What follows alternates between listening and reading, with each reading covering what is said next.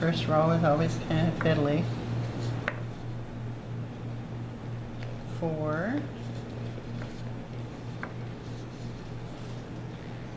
Oh, probably a little word of wisdom. In Tunisian crochet, you always want your hook to be at least 3 times larger than what the yarn calls for. It just seems to work out that way, that that becomes the right gauge so that it isn't pulling up on you. If it's the right gauge, it'll lay nice and flat once you pull it out. Okay, so here we go with 8. 2, 4, 6, 8. Now we want to return, yarn over, go through 1 only, yarn over, go through 2. This part is always the same, getting it started for the first row. And then you establish your pattern with the next row. So we're yarning over and going through 2 all the way to the end. And now I want to use the simple stitch, and I told you, oh, actually, again, I should have made that an odd number. So we're going to use this first one.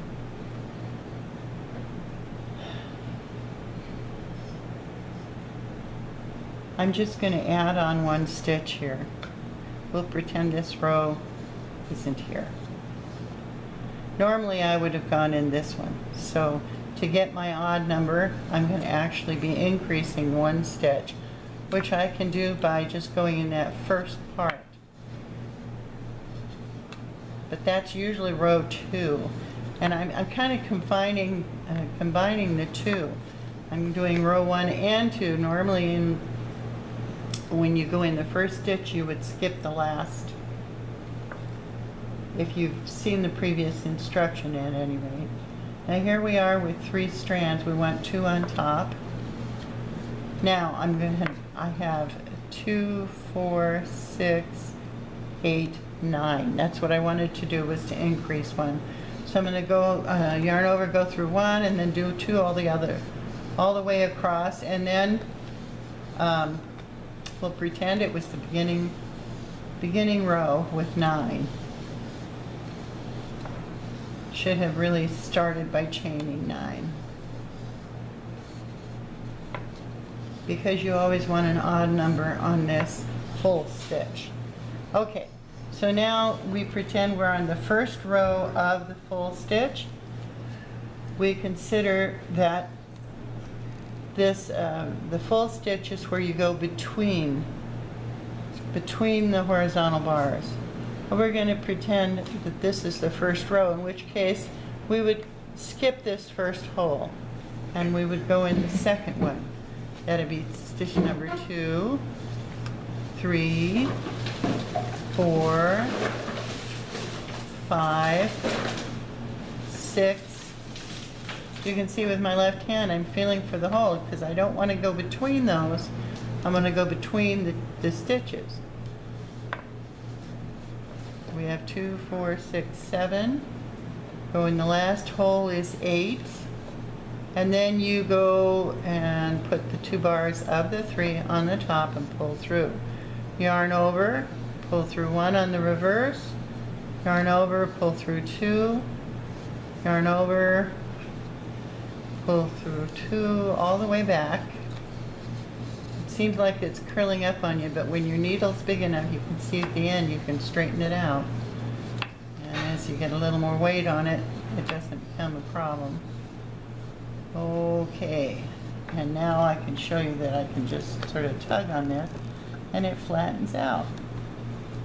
Now, the second row of the full stitch, you would go into the first space and pull up a loop. And that's 1, 2, 3, 4, 5, 6, 7, 8. And on the second row, you skip the last opening and go right into the stitch where you pull the 2 strands on the top. So you're going to skip that last opening and you're going to pick up the 2 strands for on top. It's a little fiddly here. On top, yarn over, put through 1. Okay? So now you yarn over and return 1, 2, 3, 4, 5, 6, 7, 8, and 9. So bottom line is, first row you skip the first hole and you go into the last one and pick up the end bar. The second row you go into the first stitch and you come across and you skip the last hole and go into the bar on the edge. This gives you this consistent edge here, and you also have a consistent edge here.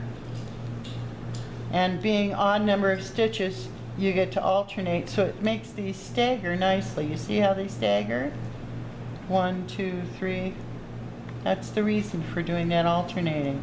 And again, if you've used a big enough needle, it'll lay real nice and flat. Then you come back later and I'm going to show you a finish stitch for doing a blanket edge or the bottom of your scarves or any number of things. I used it on the placemat that I showed you earlier, and it's called the link stitch. It's linked Tunisian stitches. And I want to show you on a yarn that makes it real clear and is easy to see. But doesn't that cobble just make this particular full stitch? It makes a beautiful scarf or cowl or hat.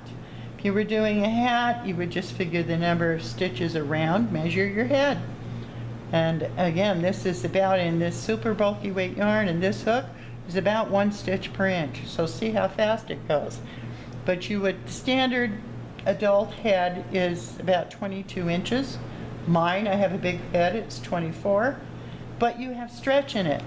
So you make your hats anywhere from 20 to 22 inches. And when you're using this, you can do it in the round, but then you get into some more slightly complex techniques, which there are many, many YouTube videos on how to do, and I'll do one for you before long. I just don't have time to do it right now and show you with the big stitch how to do it. Have done it, and it's wonderful. So you would make a strip for 20 inches, say, and when you get up about 8 inches, you start decreasing. And then you come around, you go through the last 12 stitches on top, pull it up, and seam down the back, and you have your hat. Just as simple as pie. So now I'm going to use another yarn and a smaller hook and show you the linked stitch.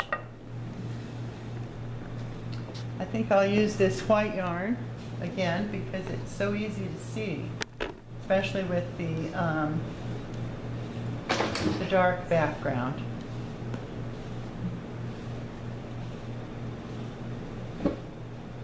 I can edit out all this space in between, you know, so you don't have to be putting it on and off all the time.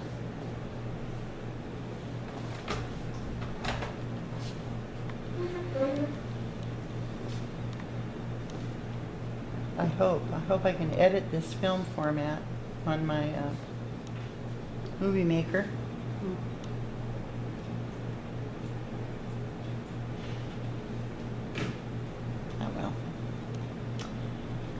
Okay, now we're going to start with doing the slip stitch.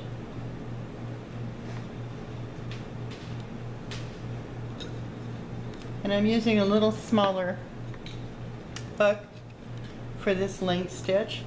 And we're going to, let's say, do 10. 1, 2, 3, 4. It's a nice sample size, and usually it's wide enough to do a scarf if you want to. So we have 1, 2, 3, 4, 5, 6, 7, 8, 9, and 10. You have your beginning loop. So when you come back. Oops, now I'm going to turn it around and pick up the bumps. So we actually, this and this first one become the first stitch, so you end up with the right number. So yarn over, pull up a loop. Oh, that's not true. At the end, so I'm going to have one too many. Let me back that out. Here we go.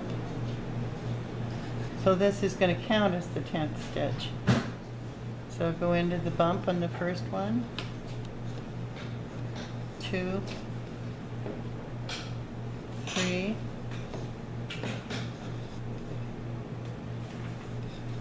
4, 5, 6, 7, 8, 9, and the last one is 10. Now, normally on this size yarn I would use the 7/8, even the 1 1/8 inch needle, so that it doesn't get too tight. But when you're doing the length stitch, you want it to be slightly smaller than what you're finishing. You know, you can make this scarf just length stitch, row upon row of length stitch. And you're turning for every section, so you'd get textural changes, and it's kind of fun. But if you're going to use this as a trim, you would first, I like to have a single, so a beginning stitch here. So I would yarn over and get all the way back on the reverse, have the first row. And then you could have gone right into the chain. I'll show you what I mean by that. I know I'm starting to confuse you. But I like to have, excuse me, this first row so it's stabilized and has a nice bottom edge. Now you see by doing the bump you have this on the bottom. Now these are ready to use to do, forgive me, to do the length stitch. So what we're going to do is we're going to actually create a situation where we have either a treble or a double treble. I like to add chain 6. 1, 2, 3, 4, 5, 6. Now you're going to turn and you're going to pick up the bump for this first row, and you're going to have, you have 1 on the loop, and you're going to have 2.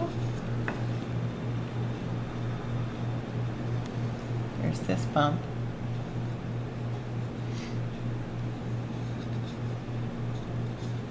3, 4, 5. Oops, let's put the on. 6. And then the 7th one, you're going to come and pick up the horizontal bar, or if you were doing a knit stitch, you would come in this way, or if you were doing the full stitch, you would come in between. In this case, I'm going to use the horizontal bar for the normal afghan. I'm going to yarn over and I'm going to pull through 2. So I wanted 6, and then I link it by coming into this, the beginning row. We're now working this way. So I come into that next stitch and pull up a loop and then draw through the 2. That links this and this together. I have to take just 1 second.